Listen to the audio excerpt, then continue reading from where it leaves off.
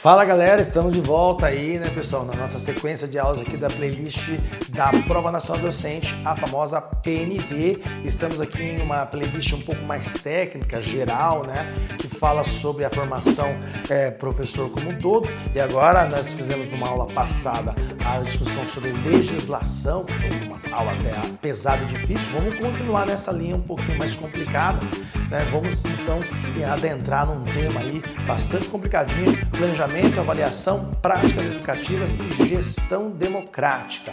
Isso mesmo, para a gente pensar também em implementação de currículos, projetos pedagógicos e a articulação entre escola, família e comunidade e, obviamente, os movimentos sociais. Tudo isso aqui numa aula integrada, tá? E essa aula vai trazer aí os autores essenciais, exemplos práticos, legislação para frisar também essa parte de legislação, né, comentadas e tudo isso, né, para você conectar teoria prática de forma crítica. Isso mesmo, pessoal, na nossa playlist sobre Prova Nacional Docente. Já peço para você, se inscreve no canal, clica, compartilha, ativa o sininho para receber as notificações. Vem com a gente, roda a vinheta História Vida. Vamos lá.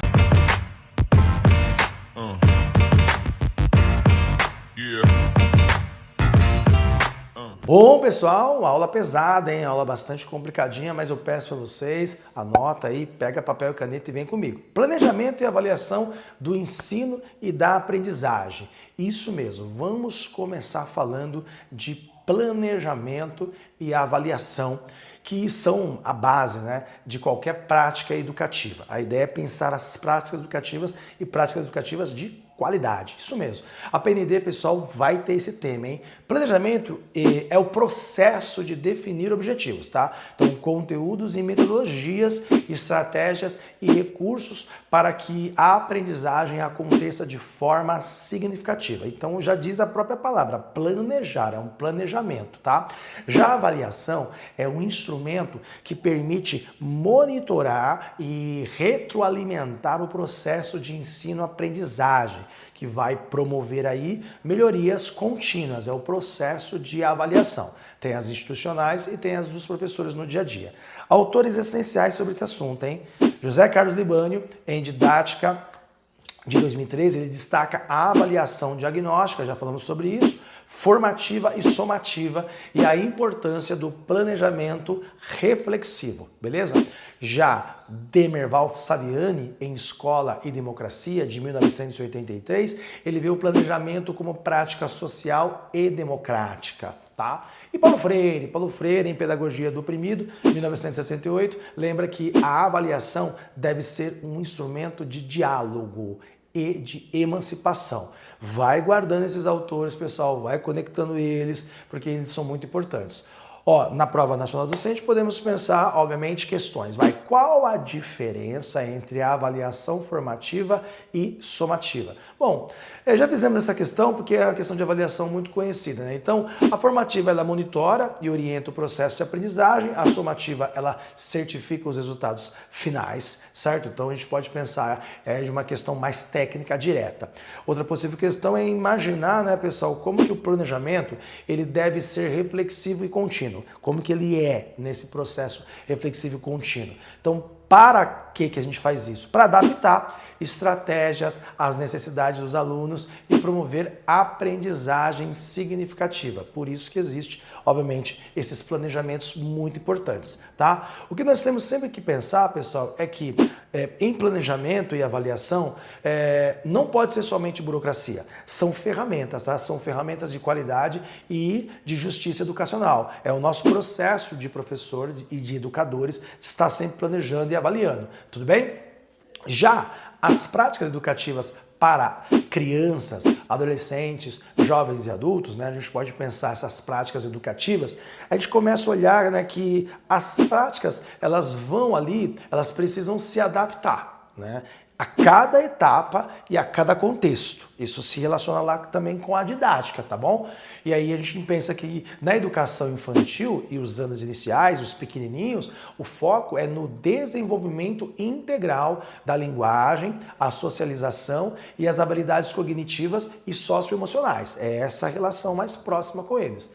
Já no ensino fundamental e no médio, a gente pensa em integração de contextos de letramento crítico. Isso está lá também na aula de letramento e alfabetização. Pensamento científico e cidadania. Isso é o médio e o fundamental. 2, né? Vamos assim pensar.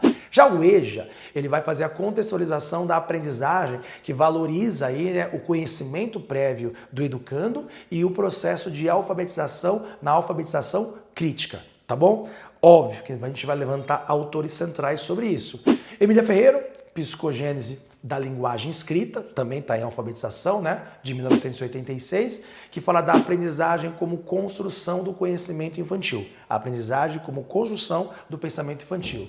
A Ana Teberoski, pessoal, Aprender a Ler e Escrever, de 1983, ela cria a aprendizagem situada e interativa. Paulo Freire, prática educativa conectada à realidade do aprendiz, obviamente, pedagogia da autonomia, a gente pode pensar isso bem claramente. E óbvio que isso está muito ligado com a alfabetização e letramento, né? A PND pode pensar como adaptar práticas educativas para o EJA, por exemplo. E aí a gente volta naquela ideia de que sempre vamos valorizar a experiência de vida desse educando, vamos olhar para ele como um ser social e promover a autonomia crítica dele, porque ele já tem saberes, tá? E obviamente que outras questões podem vir, qual a importância da aprendizagem socioemocional na educação infantil, por exemplo, e a gente pode pensar que essa lógica é desenvolver habilidades de convivência, né, de empatia, de relação, de participação social. Desde pequenininho, né, ele vai ali se interagindo, se relacionando, são as possíveis questões, tá? Então esse assunto, pessoal, né, ele vai se relacionar muito com outros assuntos que nós já estudamos, tá? Então planejamento e organização e gestão democrática, é muito importante também pensar isso. Nós vamos então falar sobre a ideia de uma gestão democrática da escola e também dessa organização da escola que leva em consideração o coletivo, a democracia. O que é gestão democrática? É a participação, né, de professores, alunos, famílias e comunidades nas decisões escolares, famoso conselho escolar, né? Isso está na LDB no artigo 14, tá, pessoal? Já a organização escolar define horários, espaços, recursos humanos e materiais e de forma colaborativa também. Isso já é a questão mesmo da gestão. E a gente pode citar autores importantes sobre esse assunto, né? O Libani, né, Gestão Democrática como eixo de qualidade educativa. O Demerval Saviani, que fala que a escola como um espaço de prática social e política. E, né, a PND puxa, né, essas relações, pode pensar o que caracteriza gestão democrática escolar. E uma resposta possível é a participação coletiva. Você está falando de democracia, né? Essa participação coletiva em decisões, transparência, inclusão, dar ouvido a diferentes vozes e corresponsabilidade no processo de educação. Não é só escola, tem família também.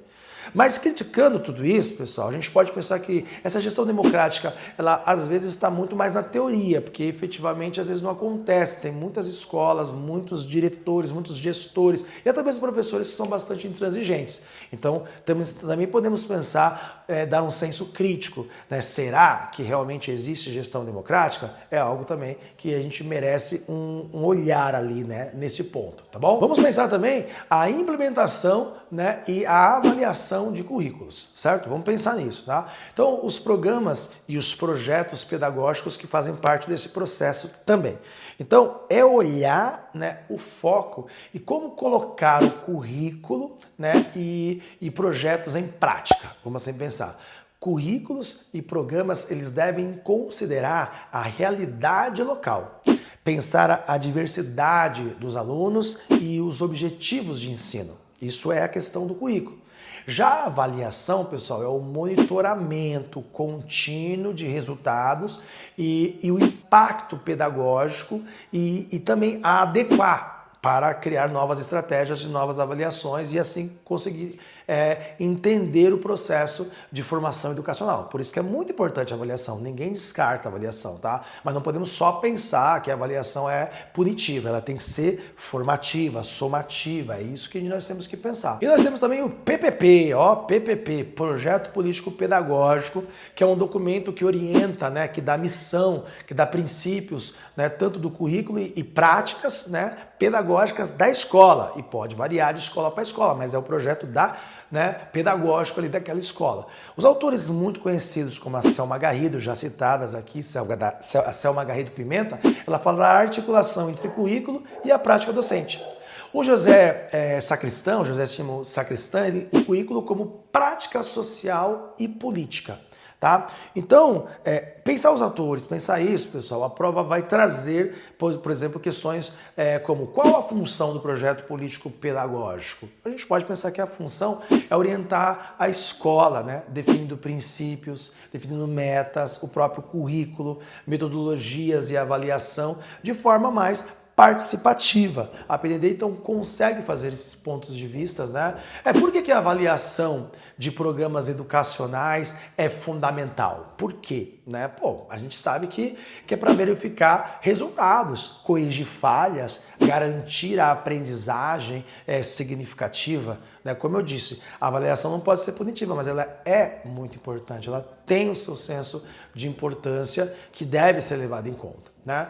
E aí a gente pode pensar também a articulação, pessoal, escola, família, comunidade e movimentos sociais. São tópicos que podem cair também na PND. A gente pode pensar que esta articulação com a família, comunidade e movimentos sociais, ela é essencial para ampliar a aprendizagem, né? Para gerar o processo de aprendizagem. Se a gente fala de gestão democrática, é isso. Tá? Então a importância é que envolve todos os atores na construção do processo educativo, fortalecendo aí a aprendizagem e a cidadania, né? E as práticas concretas, né? São reuniões participativas, conselhos escolares, projetos comunitários e, obviamente, que parcerias, né, com organizações sociais. Isso é muito, muito importante nessa lógica, né? Autores principais sobre esse assunto, pessoal, de novo, Paulo Freire, Educação como Prática Social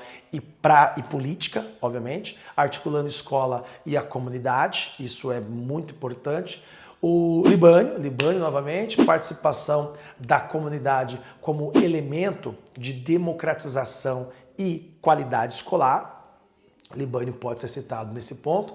E, obviamente, que a PND pode articular uma questão como a articulação escola, família e comunidade contribui para a aprendizagem. Como? Bom, a gente pode pensar que isso amplia recursos pedagógicos, fortalece vínculos e garante educação contextualizada e inclusiva. Isso são os pontos que a gente pode pensar, né? E até mesmo pensar outra questão, cite uma prática concreta, né, de articulação comunitária na escola, por exemplo, né? E aí nesse ponto a gente pode ver, né, que os conselhos escolares, projetos socioeducativos ou parcerias com ONGs e movimentos sociais, tudo isso está mostrando a participação coletiva no processo educativo.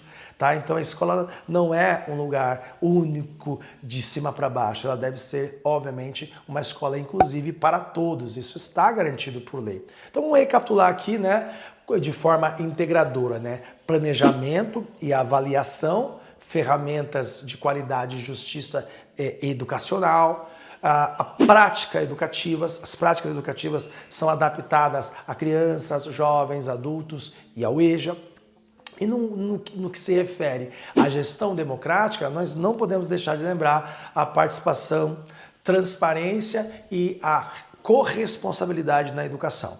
Implementação do currículo, né, e o PPP, alinhamento entre teoria e prática e avaliação, também nós vimos aqui, e vimos também a ideia da articulação escola-comunidade, aprendizagem contextualizada e cidadania. Certo? Então foram muitos temas aqui correlacionados, tá, pessoal? Então como pensar uma questão integrativa, que consiga ligar todos esses pontos? Ó, vamos lá. Explique como o planejamento, avaliação, gestão democrática e articulação comunitária se complementam para melhorar a aprendizagem. Imagina uma questão dessa na discursiva, que daria pano para manga, né? Bom, a gente pode pensar aqui, ó, planejamento e avaliação, pessoal, orientam estratégias, isso é claro. Gestão democrática garante a participação, certo? A articulação com família e comunidade amplia recursos e contextualiza a escola. promovendo, obviamente, a aprendizagem significativa e a cidadania, né? A participação é muito importante, né? E, obviamente, né, uma aula bem pesadinha, né? A gente pode deixar uma mensagem final para vocês, pessoal, para a gente pensar que essa visão integrada mostra que a educação é prática de transformação social. Não é apenas transmissão de conteúdos, né? Dominar esses temas e entender a sua prática de professor é o que pode aprender trazendo os seus estudos de caso nas próprias questões, tá? Então as questões vão trazer muito da sua relação como professor e o seu conhecimento. Mas é muito importante que mentalmente a gente saiba colocar cada coisa no seu lugar. São muitas informações, eu sei. São aulas de revisão que eu estou trazendo para vocês, porque eu estou estudando, estou trazendo essas revisões e vocês estão estudando comigo, tá? Mas essas aulas são um pouco mais técnicas, né? São no âmbito da gestão, talvez o professor está tão ali ficcionado pelo seu conteúdo, pelas suas habilidades da sua disciplina, e esquece às vezes de pensar a escola como um todo, a aprendizagem como um todo, tá? Se você gostou dessa aula, obviamente, clica, compartilha, ative o sininho para receber as notificações. Vem comigo, tamo junto, até mais. Tchau, tchau.